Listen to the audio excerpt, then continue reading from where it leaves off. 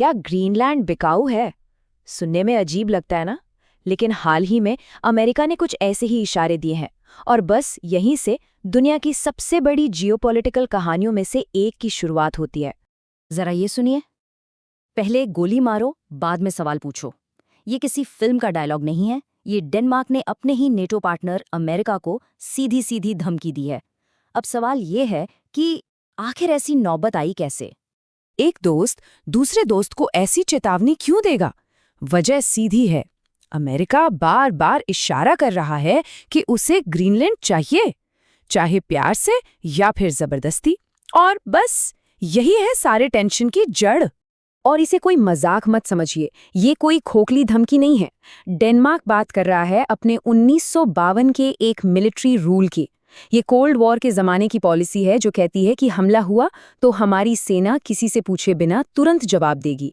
मतलब मैसेज एकदम क्लियर है, ग्रीनलैंड की तरफ बढ़ा कोई भी कदम जंग की शुरुआत माना जाएगा। तो आखिर इस पूरे झगड़े की जड़ में है क्या?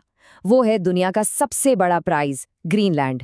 पर सोचने वाली बात यह है कि अचानक ये बर्फ से ढकी जमीन इतनी कीमती कैसे हो गई? सबसे पहले तो इसका साइज देखिए, 8,36,000 स्क्वायर मील। ये दुनिया का सबसे बड़ा आइलैंड है, इतना बड़ा कि जर्मनी जैसे 6 देश इसमें समा जाएं। सिर्फ इसका साइज ही इसे जियोपॉलिटिक्स का एक बहुत बड़ा प्लेयर बना देता है। लेकिन मजे की बात यह है कि इतनी बड़ी जमीन पर रहते हैं सिर्फ 56,000 लोग। तो ये तो साफ है कि इसकी असली वैल्यू जमीन के ऊपर नहीं बल्कि जमीन के नीचे दबी हुई है। और वो वैल्यू है नेचुरल रिसोर्सेस, मतलब खजाना। दुनिया के 34 सबसे ज़रूरी मिनरल्स में से 25 यही मौजूद हैं। ये वही मिनरल्स हैं जो हमारे स्मार्टफोन से लेकर मिसाइलों तक सब कुछ चलाते हैं।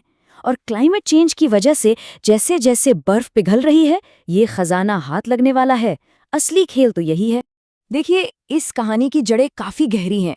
करीब 300 साल पहले डेनमार्क ने यहाँ कब्जा किया, फिर कोल्ड वॉर के टाइम पर अमेरिका ने यहाँ अपना मिलिट्री बेस बनाया, और आज की तारीख में ग्रीनलैंड अपने घरेलू मामलों में तो आज़ाद है, लेकिन उसकी डिफेंस और फॉरेन पॉलिसी आज भी डेनमार्क ही कंट्रोल करता है।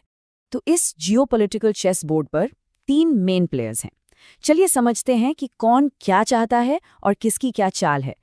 अमेरिका की तरफ से कहा जाता है कि उसे अपनी नेशनल सिक्योरिटी की चिंता है, आर्कटिक में रूस और चीन को रोकना है। लेकिन असली वजह जो कहीं नहीं जाती, वो तो खरबों डॉलर के वो मिनरल्स हैं जो बर्फ के नीचे दबे हैं।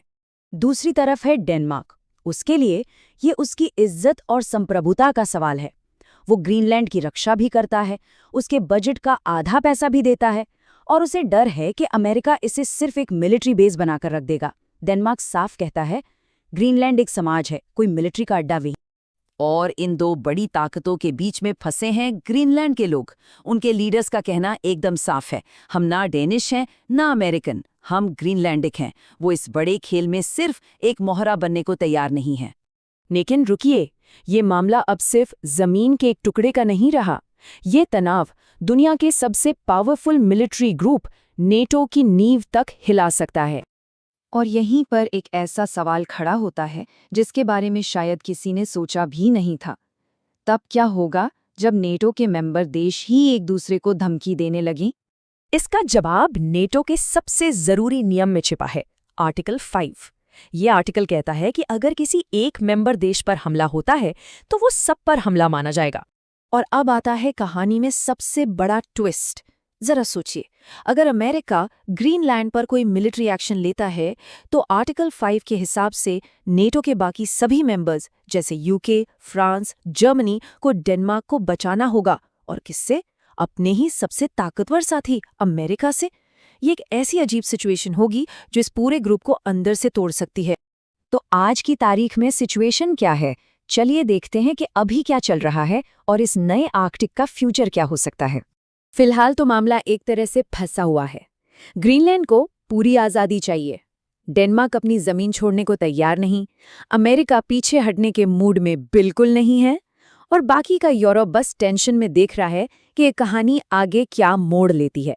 तो आखिर में ये कहानी सिर्फ एक बर्फीले आइलैंड की नहीं है, ये हमें एक बहुत बड़े और उससे भी ज़्यादा ठंडे सवाल पे लाके खड़ा कर देती है।